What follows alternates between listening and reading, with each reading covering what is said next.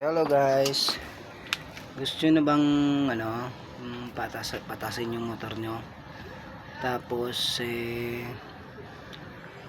para hindi mahalata yung mataas yung motor nyo sa likuran at maglalagay kayo ng shock lifter.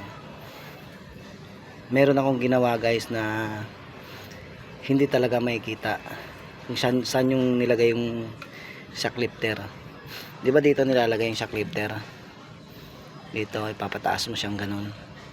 Ako diskarte ko mula nung nasa probinsya pa ako guys. Taga Zamboanga kasi ako guys Zamboanga City ako.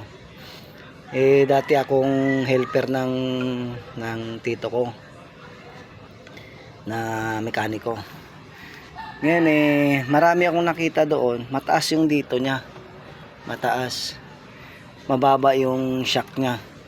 Sabi ko paano napapataas nila yung shock, yung ano niya, na wala namang shock lifter dito. Saan napunta yung shock lifter? Sinubukan ko tignan guys sa mga gumagawa ng mga, ito pala motor ko guys sa mga gumagawa ng mga motor parts ng mga doon sa amin sa probinsya. Ang diskarte pala nila guys, ganito, tingnan nyo. Ayan, nandyan yung shock lifter sa loob. Nandyan guys nandyan ko nilagay para may tago mo dito.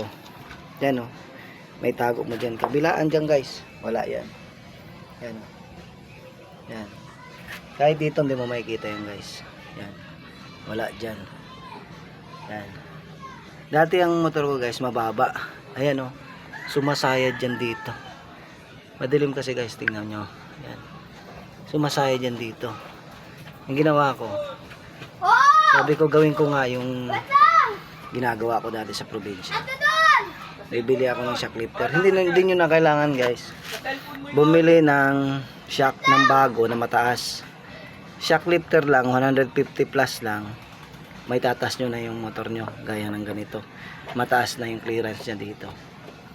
Hindi gaya nung dati kasi lowered kasi talaga itong ginawa kong lowered. Sumasayad yung ilalim nya. Pag dumaan ako sa mga hams, sumasayad yan guys dito, masayad sa ilalim. Ginawa ko kasi yung gulong ko sa harap parang gulong na lang ng bisikleta yan sobrang liit yan guys. Ayan 45 at 45 90 by 17. Ang liit lang yan guys parang ito lang daliri 2 inches ang sa daliri. Tapos yung niya 1 inches, yung 1 inches and a half ganun yung niya, napad niya. Ay yung gulong niya sa likuran pinalaki ko 2.75 by 17. Pinalaki ko siya para yung niya, na forma niya nakasubsub, hindi siya nakaganon nakatingala. Lalo pagka pupunta ka sa mga parteng bundok, nakatingala siya. Siya nakasubsub pa rin.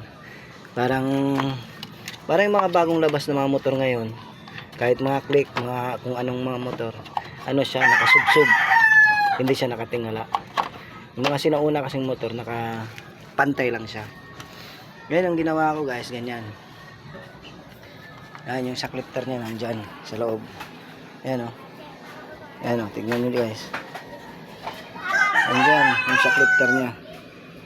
Yan hindi kita dito yan guys. Pangit kasi tignan guys, nandyan siya, nandito siya sa pangit tignan yun parang ewan kung anong tingin nun. Ayun ginawa ko sa akin, tinaas ko doon. Ayan pinalaki ko lang yung butas ng to, yung shock lifter na yan. May ginamit akong barena, bala ng barena. Ito guys, malaki yan, kasing laki ng daliri ko. Ayan kasing laki ng daliri ko yan guys malaki yan, binutasan ko doon para lumaki siya. Yan ang ginamit ko. Yan guys, ipipix na natin mamaya ulit guys.